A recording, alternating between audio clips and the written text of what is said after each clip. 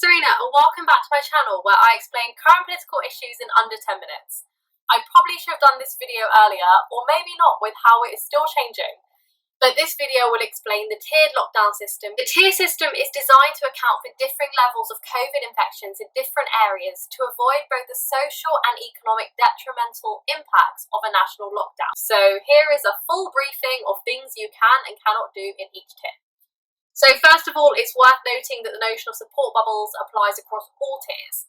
So any adult living alone, or with a child under 1 year old, or with a child under 5 that needs continuous care or has a disability, can form a bubble by visiting and going out with one other household.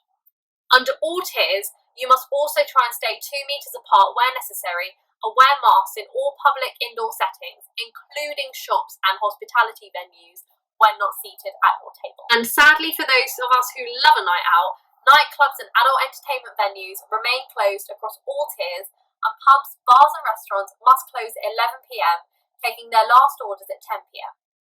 So if you live in a tier 1 area, well, if you're lucky enough to live in a tier 1 area, you can meet up to 6 people from different households in both an indoor and outdoor setting, including in pubs and restaurants which are open in tier 1 areas.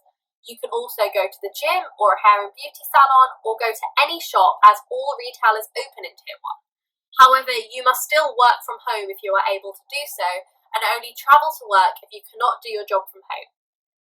If you live in a tier 2 area, you can meet up to 6 people from different households in an outdoor setting, but you can only meet people from your household in an indoor setting, including in pubs and restaurants which are open in tier 2 areas. You could also meet someone from another household indoors from a business meeting, including in hospitality venues such as pubs and restaurants, but from my experience they'll likely try and seat you outdoors. Another thing to note about pubs and restaurants is that you can't just go out for drinks. All alcohol must be served with a substantial meal. But it isn't really clear what this is. I mean, the Environment Secretary George Eustice famously said on air that 1 Scotch egg would probably count as a substantial meal. So that's still a bit up in the air and likely up to the discretion of pubs and restaurants. In tier 2 areas, you can also go to the gym or a beauty salon, and also go to any shop, as all retail remains open. And like in tier 1, you must work from home if you can. If you live in a tier 3 area, you can meet up to 6 people from different households in a public outdoor setting, so this does not include private gardens. You can also go to the gym or a hair and beauty salon, and go to any shop, as all retail is open.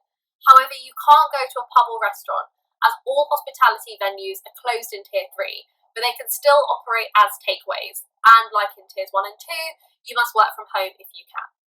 If you're lucky enough to live in a tier 4 area, you basically must stay at home and only travel for essential reasons such as work, where this can't be done from home, or caring for a vulnerable relative. You should actually avoid travelling at all out of tier 4 area for obvious reasons. They don't really want the infection to spread to lower tiers. You can also only meet 1 person from another household, and this will be in an outdoor setting, likely a park or a walking route.